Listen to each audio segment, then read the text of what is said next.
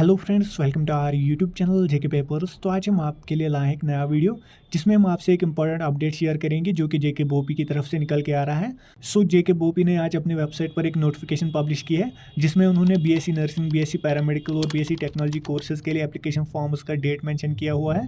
नीचे अगर हम इस नोटिफिकेशन में देखें तो यहाँ पर है इंपॉर्टेंट इन्फॉर्मेशन। पहले यहाँ पर है ऑनलाइन एप्लीकेशन फॉर्म्स जो होंगे वो स्टार्ट होंगे 9 मार्च 2025 से, यानी कि कल से एप्लीकेशन फॉर्म शुरू होंगे जेके बोपी बीएससी नर्सिंग, बीएससी पैरामेडिकल और बीएससी टेक्नोलॉजी कोर्सेज के लिए। लास्ट डेट एप्लीकेशन फॉर्म्स का 2 अप्रैल 2025 है। फॉर्म भी यहाँ पर आपका है 1000 रुपीज़, जो कि आपको पे करना होगा क्रेडिट कार्ड, डेबिट कार्ड या नेट बैंकिंग के थ्रू। इसके अलावा एंट्रेंस टेस्ट का सिलेबस ई ब्रोचर में मेंशन किया गया है। अगर आपको सेपरेट वीडियो चाहिए तो नीचे कमेंट सेक्शन में लिख देना। इसके अलावा ई ब्रोचर की लिंक भी आपको नीचे डिस्क्रिप्शन में मिलेगी, आप सिलेबस वहाँ से भी चेकआउट कर सकते हैं। इसके अलावा एंट्रेंस टेस्ट का डेट यहाँ पर है 27 अप्रैल 2025। ये डेट टेंटेटिव है, यानी कि ये चेंज भी हो सकता है।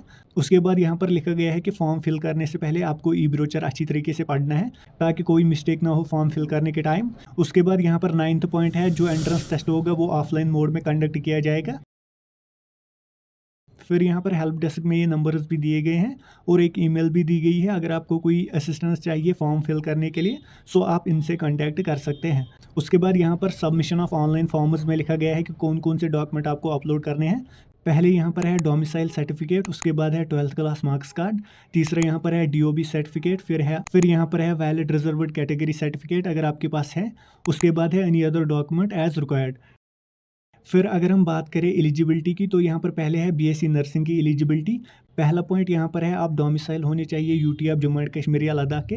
दूसरा पॉइंट यहाँ पर है आपकी एज 17 ईयर्स की होनी चाहिए एज ऑन 31 दिसंबर 2025।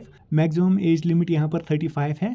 तीसरा पॉइंट यहाँ पर है आपने 12th का एग्जाम पास किया होना चाहिए। इसके साथ साथ आपका सब्जेक्ट फिजिक्स, केमिस्ट्री और बायोलॉजी होना चाहिए और आपकी मिनिमम परसेंटेज 45 होनी चाहिए अगर आप ओपन मेरिट से बिलोंग करते हैं, और अगर आप किसी रिजर्व्ड कैटेगरी से बिलोंग करते हैं तो आपकी मिनिमम परसेंटेज 40 होनी चाहिए। फोर्थ पॉइंट में यहाँ पर लिखा गया है कि इंग्लिश कंपलसरी है। अगर आपका इंग्लिश सब्जेक्ट नहीं था 12th में तो आप बीएससी नर्सिंग के लिए एलिजिबल नहीं हैं। फिर पार्ट 5 में यहाँ पर लिखा गया है आप मेडिकली फिट होने चाहिए। 6th पॉइंट में यहाँ पर लिखा गया है अगर आपका रिजल्ट पेंडिंग है 12th का फिर भी आप अप्लाई कर सकते हैं, लेकिन काउंसलिंग के टाइम आपका रिजल्ट आना चाहिए, यानी कि आपके पास मार्क्स कार्ड होना चाहिए जब भी इन कोर्सेज के लिए काउंसलिंग की जाएगी। उसके बाद यहाँ पर है बीएससी पैरामेडिकल कोर्सेज की एलिजिबिलिटी। तो यहाँ पर भी आप डोमिसाइल होने चाहिए UT of Jammu and Kashmir या लद्दाख के। आपकी एज यहाँ पर भी मिनिमम 17 होनी चाहिए और मैक्सिमम 35 होनी चाहिए। आपने 10+2 का एग्जाम पास किया होना चाहिए। फिजिक्स, केमिस्ट्री, बायोलॉजी आपका सब्जेक्ट होना चाहिए। इसके साथ साथ आप मेडिकली फिट भी होना चाहिए। उसके बाद पॉइंट 5 मैंने आपको ऊपर समझाया है। यहाँ पर नीचे लिखा गया है कि जिन स्टूडेंट्स को लेटरल एंट्री के थ्रू एडमिशन करना है उनके पास एक वैलिड डिप्लोमा सर्टिफिकेट होनी चाहिए और वो रजिस्टर्ड होनी चाहिए with Jammu and Kashmir paramedical या नर्सिंग काउंसिल। लास्ट में यहाँ पर बीएससी टेक्नोलॉजी कोर्सेज की एलिजिबिलिटी लिखी गई है जो कि सिर्फ सिक्किम सोरा में होता है। यहाँ पर भी आप डोमिसाइल होने चाहिए UT of Jammu and Kashmir या लद्दाख के। आपकी एज मिनिमम 17 ईयर्स होनी चाहिए। फिर पार्ट 3 यहाँ पर है आपने 10+2 या इक्विवेलेंट एग्जाम पास किया होना चाहिए। आपका सब्जेक्ट 12th में फिजिक्स, केमिस्ट्री और बायोलॉजी होना चाहिए, यानी कि आप साइंस स्ट्रीम से होने चाहिए।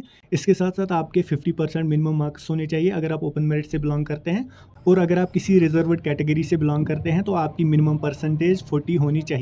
उसके बाद अगला पॉइंट वही है कि अगर आपका रिजल्ट पेंडिंग है 12th का फिर भी आप अप्लाई कर सकते हैं, लेकिन काउंसलिंग के टाइम रिजल्ट आपका आना चाहिए। अगर आपका कोई और भी डाउट रह गया है तो नीचे कमेंट सेक्शन में लिख देना। आज के वीडियो के लिए इतना ही। होप आपको वीडियो पसंद आया होगा। अगर वीडियो पसंद आया तो वीडियो को लाइक और ज़्यादा से ज़्यादा शेयर भी कर देना।